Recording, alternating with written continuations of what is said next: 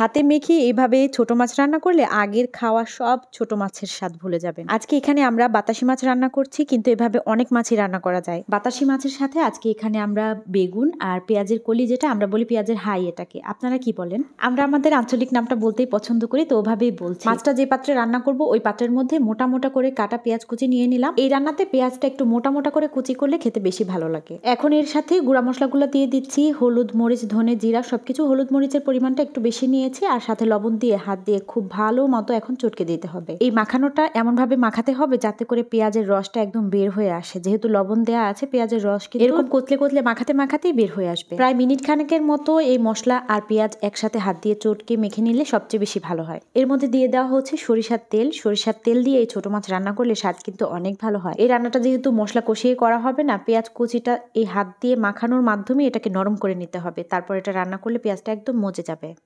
এখন এর মধ্যে মাছগুলো দিয়েও একটু আলতো হাতে মেখে নিতে হবে, খুব বেশি চটকানো যাবে না, যাতে করে মাছ আবার ভেঙে না যায়। আমরা বাতাসি মাছ রান্না করছি আজকে, কিন্তু এইভাবে বেলে মাছ, মলা মাছ, যে কোনো ধরনের ছোট মাছই রান্না করলে খেতে অনেক টেস্টি হয়।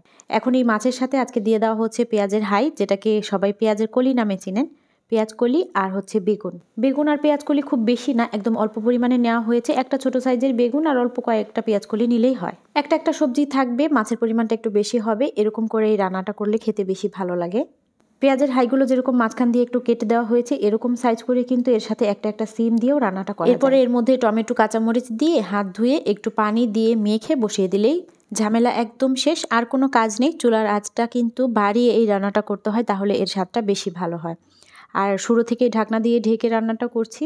যেহেতু চুলার আঁচটা বাড়ানো আছে, রান্নার ফাঁকে ফাঁকে ঢাকনাটা খুলে 1-2 বার একটু হালকা হাতে নেড়ে দিয়ে আবারও ঢাকনা বন্ধ করে এই বাড়তি আছে রান্নাটা করে নিতে হবে। হাতে মাখা এই তরকারিগুলো রান্না করা যেমন ইজি, এগুলোর স্বাদ কিন্তু সম্পূর্ণ আলাদা হয়। এগুলো দিয়ে সাদা ভাত খেতেই যে এত মজাদার হয়। আশা করছি ছোট মাছ রান্নার এই রেসিপিটা আপনাদের কাছেও ভালো লাগছে। ভিডিওটা যদি ভালো লাগে তাহলে প্লিজ একটা শেয়ার দিয়ে দিবেন।